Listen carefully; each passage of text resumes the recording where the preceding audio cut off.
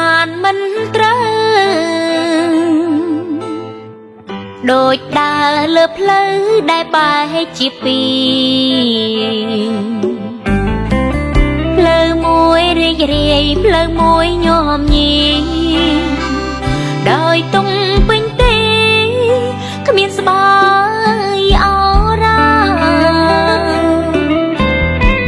ខ្ញុំជ្រឹងប្តីចាំងស្មានថាចេងគិត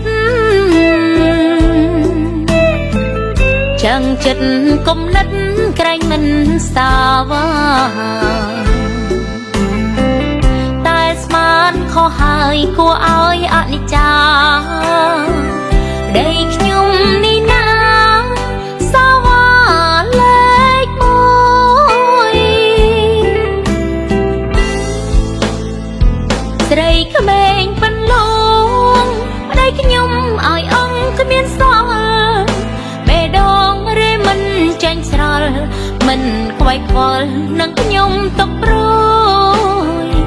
ស្រីក្មេងផ្អែមស្និទ្ធប្តីខ្ញុំលែងគិតដូចមនុស្សខ្លួនមួយដាច់យំបែកខ្នើយបែកគួយខ្ញុំដេកយំព្រួយស្ទើររាត្រីកុំនៅចង់ពីបើគ្មានគ្រាស្មងលែងខ្ញុំចោលចង់ហើយមិនបាច់ភ័យក្បែរគេពេញសិទ្ធហើយមានសេរីមិនបាញ់លោកលៃពេលជួបខ្ញុំទៀត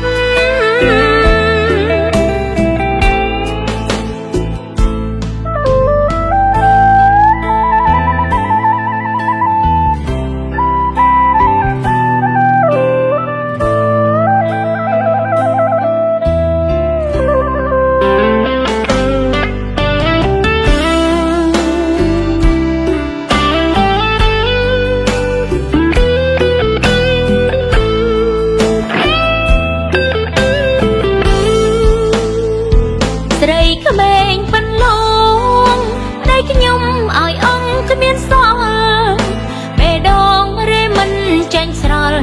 មិនខ្វាយខ្វល់នឹងខ្ញុំទុកព្រួយស្រីក្មេងផ្អែមស្និទ្ធប្តីខ្ញុំលែងគិតដូចមនុស្សខ្លួនមួយដាច់យំបែកខ្នើយបែកគួយខ្ញុំដេកយំព្រួយស្ទើររាត្រីចង់ពីបើគ្មានគ្រាស្មងលែងខ្ញុំចោលចង់ហើយមិនបាច់ភ័យក្បែរគេពេញសិទ្ធហើយមានសេរី